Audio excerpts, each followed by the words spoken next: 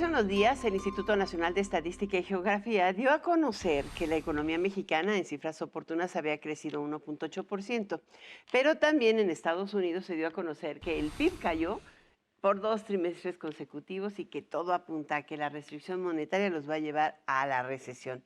Dada la relación entre los dos países, ¿qué tan cierto será que nos arrastre a una recesión los Estados Unidos? Eso a futuro, pero a pasado, ¿qué tan certeros han sido las políticas públicas que se han implementado que nos permiten estar por encima de otros países que luego nos critican? Creciendo, creciendo. Pero para hablar de esto, precisamente tenemos al experto, al subsecretario de Hacienda, Gabriel Llorio, que otra vez nos hace el honor de estar en la billetera y creo que con esto podemos empezar. ¿Qué tan resiliente, qué tan firme es la recuperación económica? ¿Y dónde está el riesgo de que en una de estas nuestros principales socios comerciales Nos contaminen, claro. nos lleven entre las riendas? No, yo creo que definitivamente prácticamente el mundo, ¿no?, y la economía global están entrando en una fase de desaceleración económica y esta desaceleración está nutrida por hay muchas causas, entre ellas son las secuelas económicas del COVID. Todavía los choques de oferta se siguen alimentando. Muchas cadenas de valor no se han podido todavía reintegrar. La invasión de Rusia en Ucrania ha generado la escasez de algunos productos y también, sobre todo, alimentos y energéticos. Y esto de alguna manera está generando una ralentización del crecimiento. Además, también los bancos centrales en todas las economías están subiendo su tasa de interés y esto va a implicar una menor actividad económica. Pero como bien lo ponen, nosotros estamos más integrados con el bloque comercial de Estados Unidos y Canadá, el TEMEC, más que con otras regiones. Y es en la fortaleza de la región de Norteamérica donde probablemente vamos a tener que seguir monitoreando la evolución de nuestras economías y el comportamiento de estas en los siguientes O sea meses. que sí hay un riesgo de que nos contaminen un poco lo que se ha hecho en nuestro país por nuestro país. Yo creo que es difícil pensar que en un impacto global como el que se está viviendo actualmente, los países van a estar exentos de esta desaceleración. Más cuando es la principal economía del mundo. Totalmente, ¿no? Y también eso tiene ventajas y desventajas. Una es que es una economía muy dinámica y, digamos, cuando crece, obviamente la integración que tiene México con este país nos lleva también a crecer. Pero también hay que recordar que el crecimiento mexicano está explicado en 30% por el sector externo, el 70% es la economía doméstica. Ahí es donde te quiero preguntar, subsecretario.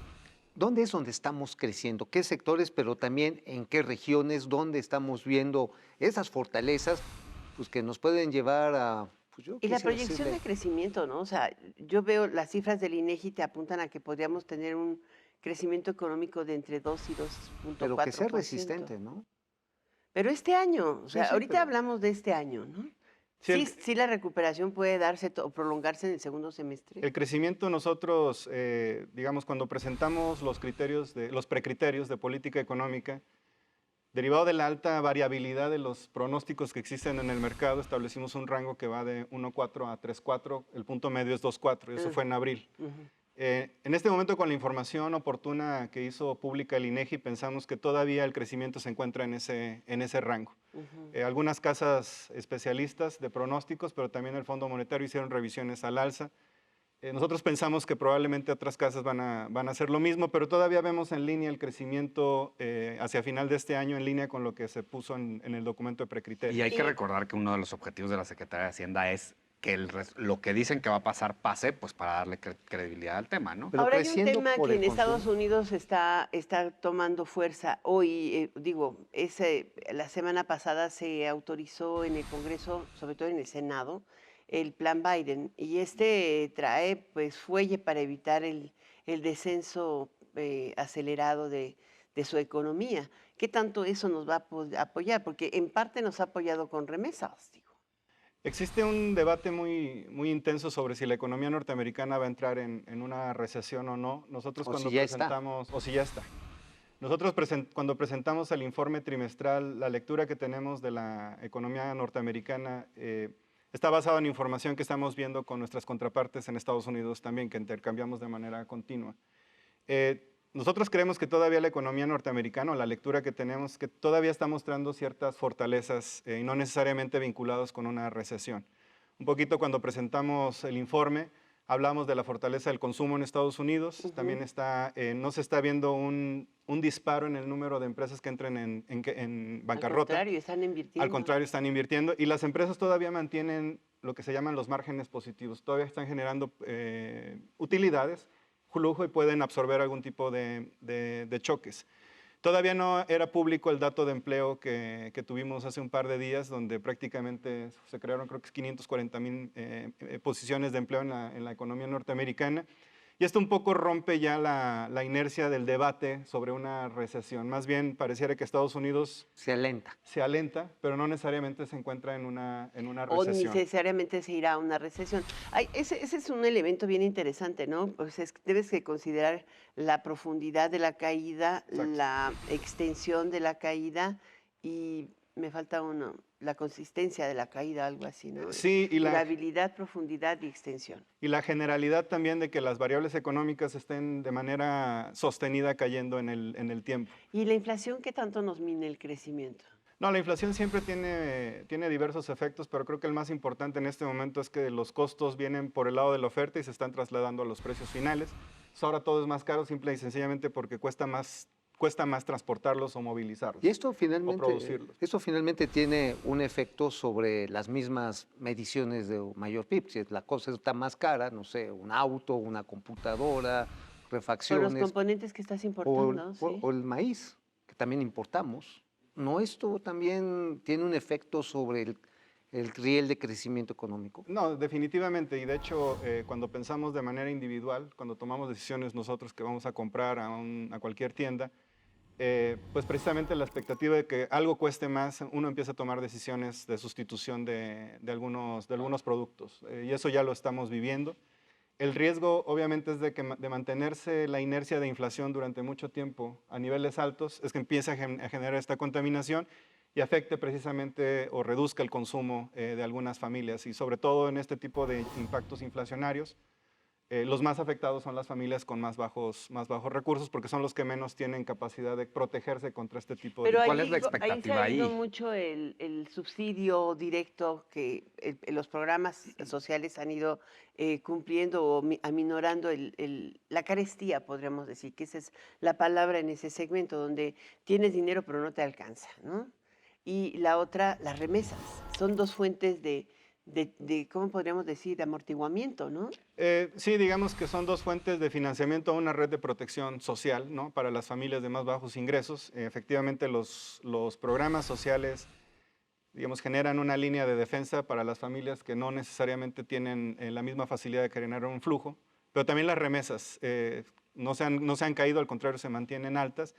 Y ese es un flujo de ingreso que tienen también las familias. Ahora, ¿qué sigue en términos de política pública para pues, mantener este crecimiento y amortiguar pues, lo que hemos platicado de la posibilidad de que en Estados Unidos suceda esta o, en su caso, pues, tomar las ventajas e impulsar ese crecimiento? Es un debate muy interesante porque enfrenta, creo yo, dos resultados que tal vez están tratando de buscar con respecto al crecimiento a nivel global. Y aquí no me voy a referir a México. Pero si pensamos que la economía norteamericana no necesariamente estaba en recesión, sale muy bien en empleos, eso lo que va a generar probablemente es que la Reserva Federal, su Banco Central, tenga que seguir incrementando las tasas de interés. Esto de alguna manera va a generar destrucción de la demanda, una baja en la actividad económica. Y eso está pasando en otras zonas del mundo. Entonces el intercambio entre generar más crecimiento y frenar la inflación va a estar presente en todos los debates y políticas que tomen los gobiernos. Y ese debate está presente en México, tener que llegar en un momento dado a generar una destrucción de demanda para evitar que la inflación siga erosionando las expectativas mismas. Digo, parece contrasentido, pero ahora sí es una disyuntiva. Pero muy no lo puede complicada. hacer solamente la política monetaria. Por ejemplo, en el caso de México, con un sistema financiero poco profundo, ¿no? No lo puede hacer con Los la Estados inversión, la Unidos promoción sí, de la pero- inversión. No, por eso desde hace un par de meses que se identificó que la naturaleza de la inflación que estamos viviendo viene por la oferta. Es precisamente que tenemos que tener medidas de oferta y no necesariamente que afecten la demanda o que la destruyan. Y por eso estábamos un poco argumentando que la política monetaria tiene su mayor efecto por el lado de la demanda. Por eso es que están continuamente este choque de puntos de vista en cuanto a generas más crecimiento y al mismo tiempo esto podría generar o una mayor tolerancia a la inflación. Claro. Y esto se está viendo a nivel mundial, lo estamos viendo en México, y por eso también es importante en este tipo de eventos donde la naturaleza de la inflación es de oferta, que se complemente con política fiscal. Como que de con oferta. el tema del subsidio a la gasolina, aunque ya están quitando el subsidio, ¿no? Yo creo que tienen que ser muchas medidas, no solamente es las acciones que se establecen en el PASIC o el freno del precio de la gasolina o estabilizarlo. El PASIC también hay que recordar, hay otros elementos que contribuyen o tratan de contribuir por el lado de la oferta, ¿no? Y es bajar, por ejemplo, las tarifas de comercio exterior relacionado con comida o con energéticos. También tratar de facilitar las interconexiones entre trenes, por ejemplo, porque eso va implicando costos que se van acumulando y se trasladan Seguridad pública seguridad también. pública también. Es probablemente uno de las variables que contribuyen a la formación Sí, de precios. claro, te roban de un lado, te frenan del otro, y luego lo venden barato y lo venden caro. Sí, y obviamente también tiene que ver reducir los costos de la economía, como son la sobreregulación de algunos procesos, o sea, ¿Y se eso logrará? genera costos. Es un esfuerzo de coordinación muy fuerte porque esta agenda descansa también en los estados, entonces hay que ir coordinando con cada uno de los estados, eso lo va haciendo la Secretaría de Economía, por ejemplo, estableciendo agendas desde ¿Y regulación. subsecretario? Y ¿Y 2023? 2023 va a ser un año que todavía va a presentar, yo creo, muchos riesgos y retos en cuanto a las secuelas del COVID. Hay que ver que cada vez que hay una oleada de COVID impacta el consumo. La quinta nos Claro. pegó bastante. La quinta pegó. Nosotros pensamos que las oleadas de COVID van a ir disminuyendo su impacto económico en la medida en que las personas nos acostumbremos a tener. Claro. Vamos a tener que vivir con el COVID en la fase endémica. Pero todavía no va a reducir su impacto presupuestal, hay que volver a vacunar. No, exactamente, hay que mantener el ritmo de vacunación.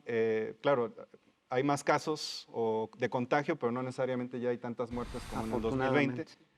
Y eso creo La que va a ir, incertidumbre en ese sentido es se va a mucha. ir generando una normalización de que pues, no es una gripa el COVID, pero definitivamente va a ser otra de las enfermedades que cada año vamos a ir enfrentando.